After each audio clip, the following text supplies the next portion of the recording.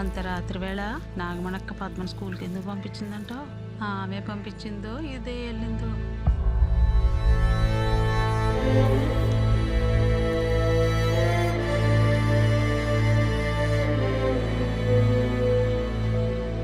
ఏంటంతా గమ్మున కూస్తున్నారు? ఏదైనా గొడవ అయితే పిలిపించి మాట్లాడుకోవాలి, అంతేగాని ఇలా చేస్తే ఎవరిని భయపెడదామని.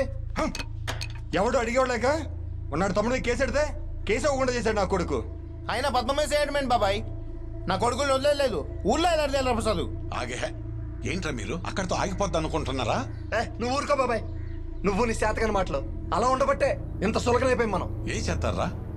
చంపేస్తారా? చంపేస్తే జరిగినంత జరిగిపోతా తిరిగి మనల్ని బొక్కలో వేస్తారు. అప్పుడు మనందరి కుటుంబాలు బాధపడాలా? పరువు తీసినోడికి పరువే తీసి చూపించాలా? నాతో పాటు ఎవరైనా స్టేషన్కి వస్తారా? ఎవరు వచ్చేదేంట్రా, అందరం వస్తాం. ఆ పని చేయండిరా. నా మాటిని పద్మం తీసుకుని స్టేషన్కి వెళ్ళి కేసు ఎట్టండి. పోలీస్ స్టేషన్లో అయ్యి వద్దురా. వాళ్ళ తమ్ముడి మీద కేసు ఎడితే నిల్చుందా? ఇప్పుడు ఆడి మీద కేసు ఎడితే ఏమైనా పీకుతారా? మళ్ళీ పోలీసులు వద్దు చెప్తున్నాను. మళ్ళీ అరే మల్లిగాడు ఉన్నాడా? ఎస్ఐ గారు కవర్ పెట్టారు నేను తీసుకురమ్మని. ఒకసారి వచ్చిపో.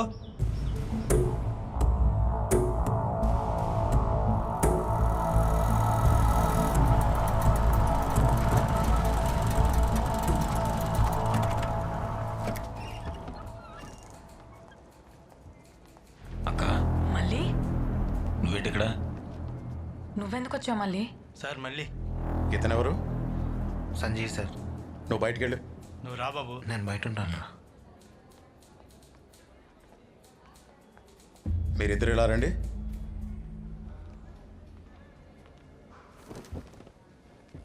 అసలు వెంకటబాబుకి మీకేంటి గొడవ? ఇది చెప్పండి ముందు. నేను కేసు పెడదామని వస్తే మా తమ్ముని ఎందుకు పిలిచారు? అసలు ఏమని కేసు పెట్టమంటావమ్మా? బట్టలోడు తీసాడని కేసు పెట్టమంటావా? ఎవడన్నా చూసాడా అసలు? అంతా బాగుండేటప్పుడు సంబంధాలు పెట్టుకోవడం, కథ అడ్డం తిరిగేసరికి ఇదిగో ఇలా కేసులు పెట్టడం ఎంతలాగుదామని. మాటలు చేస్తారా అండి? ఎవరైనా చూసారా అంటున్నారు? మీరేమైనా చూసారా మా అక్కగాడి సంబంధం ఉంటాం?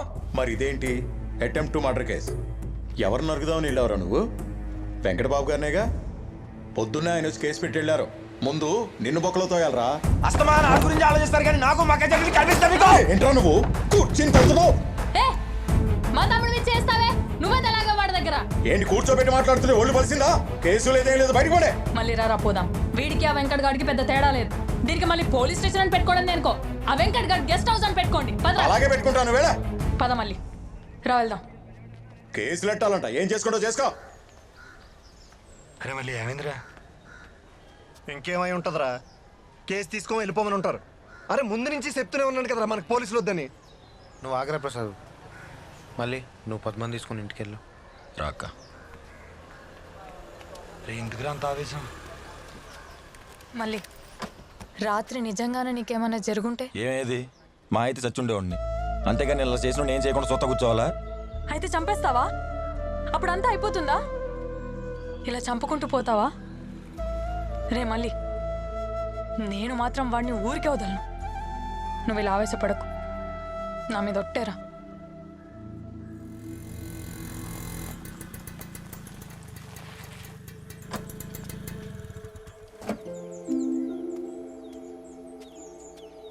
ఏంటండి మాట్లాడాలన్నారంట?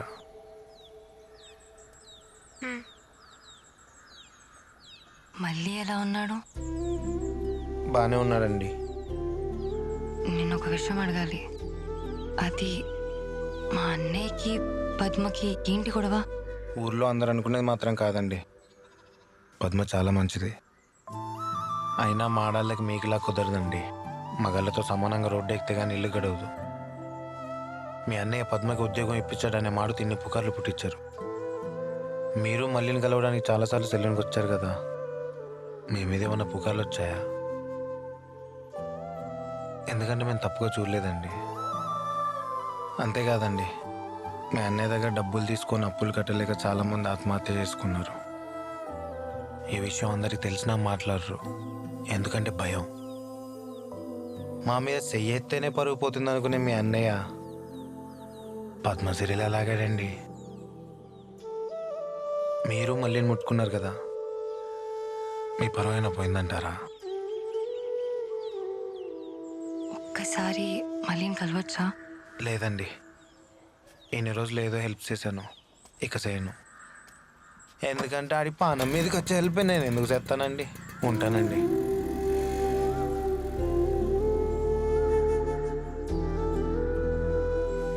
ఆ లక్ష్మిని చూస్తున్నాడనే విషయం నాకు చెప్తున్నావా?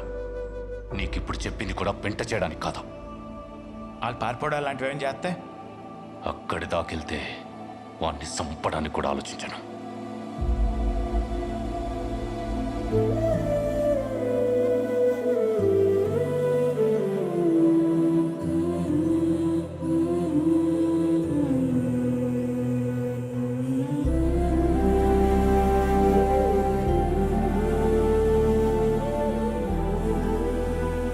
ఏవే మళ్ళీ ఒకసారి కలుస్తావా?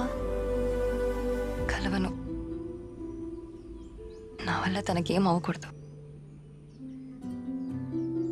తను బాగుండాలంటే ముందు నేను దూరంగా ఉండాలి. తను ఏమనుకున్నా పర్లేదు. అక్కోయ్, ఇది అన్నావా? ఆ పద్మెల్లి వెంకటబాబు మీద కేసు ఎట్టిందంట. ఏటి నిన్నటిదాకా ఆడితొక్కులకి ఇప్పుడు కేసు ఎడితే మంచిది అయిపోద్దా? మరే కొట్టానంటే నీ వయసు ఎంతరా? నోటికి వచ్చినట్టు మాట్లాడేవంటే పళ్ళు రాలగొడతాను, జాగ్రత్త. మీ నాన్న కూడా ఆ వెంకట వాళ్ళ నాన్న దగ్గర అప్పులు చేశాడు. అందుకనే మన ఇల్లు స్థలాలు అన్నీ లాక్కున్నారు. మీ నాన్న కట్టేస్తా అని ఎంత బతిమలాడినా సరే ఇప్పటి వరకు కట్టలేని వాడు ఇప్పుడు ఎలా కడతావు? అందుకు బదులుగా నీ పెళ్ళాన్ని మా ఇంట్లో పనికి పంపించు అన్నాడు. అలా వెళ్ళుంటే నా మీద కూడా పుకార్లు పుట్టించేవారు నీలాంటోళ్ళు. అవన్నీ తట్టుకోలేక మీ నాన్న ఆత్మహత్య చేసుకున్నారు. అప్పుడు ఈ ఊరంతా కిక్కురు మళ్ళలేదు. ఇప్పుడు మాత్రం కారు కూతలు కూస్తున్నారు. పద్మ గురించి నువ్వు మాట్లాడుతున్నావా? నీ అమ్మనై పుట్టకపోతే స్నానం చేసేటప్పుడు నన్ను కూడా కంతల్లో నుంచి చూసుండేవాడివి. ఆడదాన్ని వెంటబడి తిరిగేటప్పుడు ఉండే మగతనం ఆడదాన్ని వెనక నిలబడి చూపించండి. చిచ్చి.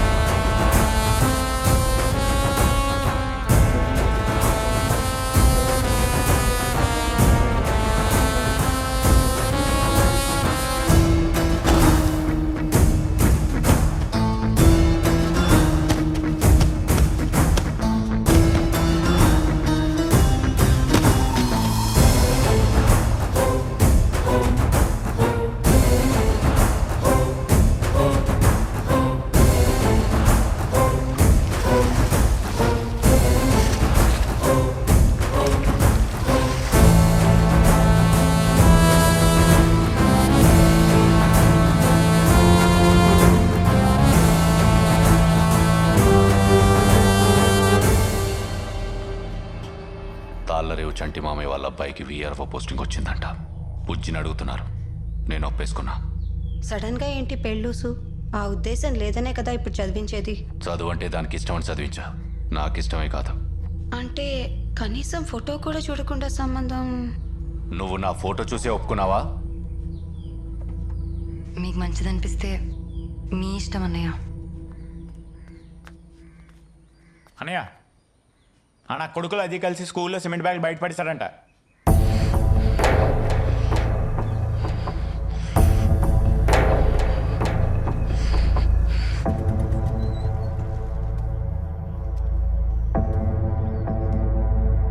బాబు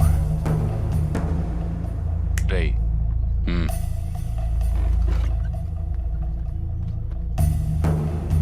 రండి బాబు. రే కనుక తలపైరా.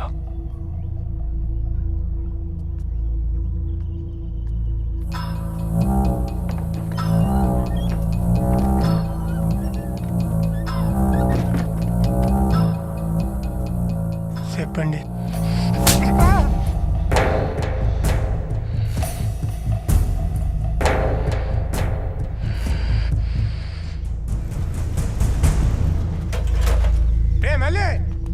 కొడక ఎరా లక్ష్మణ్ చూస్తున్నావా? మాట్లాడవేంటే బెల్ల కొట్టిన ఆయనగా ఏటైందయ్యా? నా కొడక ఉడుకు పలుకు లేకుండా మాట్లాడమని మాట్లాడదారా? కింద తినే పెంచండి అత్తవేటి ఆయన లక్ష్మమ్మ చుట్టవేటయ్యా? అడుగు ఏంటి చూసావా చూశాను అయితే ఏంటి? నా కొడక ఎదురుతాను నోటికి ఏదో మాట్లాడుతున్నా ఇవన్నీ నీకు అవసరమా? ఉండయ్యా ఉన్నాయి సాలినట్టి గొడవలేటి ఆయన అమ్మాయి సుత్తనట్టు నీకెవరు చెప్పారు? ఇది గుండు కొరికాడు కదా ఆయనే చెప్పాడు. అమ్మా నేనేం లక్ష్మిని ఇష్టం లేకుండా చూడలా. లక్ష్మికి కూడా నేనంటే ఇష్టమే. నాకెవడైతే గుండు కొట్టాడో వాళ్ళ నేనేం బలవంతం చేయలే. ఇష్టంగానే చూసుకున్నాం, ఇష్టంగానే కలుసుకున్నాం. నా కొడక పీకేనండి. అసలు ఏం మాట్లాడుతున్నారా? నువ్వు ఉండే కొంపాళ్ళు ఇచ్చింది మీ అక్క చేసే ఉద్యోగం వాళ్ళు ఇప్పించింది ఇవన్నీ నీకు అవసరమా? ఆడొచ్చి పెత్తనాలు ఎత్తంటే మా ఇంటి ఆడ దాని మీద చెయ్యింది వేసారో నాలుగు కొట్టకుండా నా మీద దొరుకుతావు నువ్వు. ఆడు కూడా నన్ను నాలుగు కొట్టి పంపించాడు. వాళ్ళ పాత బట్టలు తొడుక్కుని బతికేవాళ్ళం మనకి ఈ పేమన అవసరమా?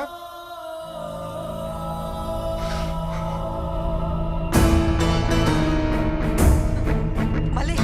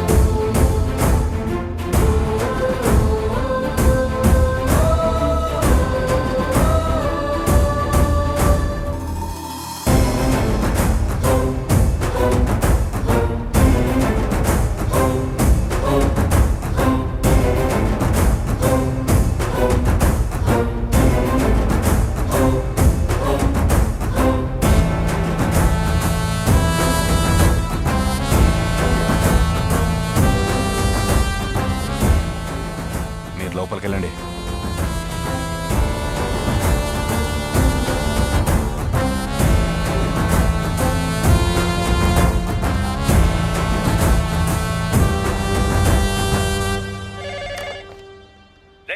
ఏంటి మా ఇంటి ముందు పెంట?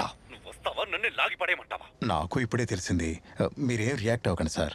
మీరు తొందరపడితే ఊరంతా తప్పు మీదే అనుకుంటారు. అంటే ఇప్పుడు నేను చూస్తూ కూర్చొని ఉండాలా? మహా అయితే ఎంతసేపు ఉంటారు సార్? సాయంత్రానికి అంతా సర్దుకుని వెళ్ళిపోతారు. నా మాట విని మీరు కాముగా ఉండండి చెప్తాను.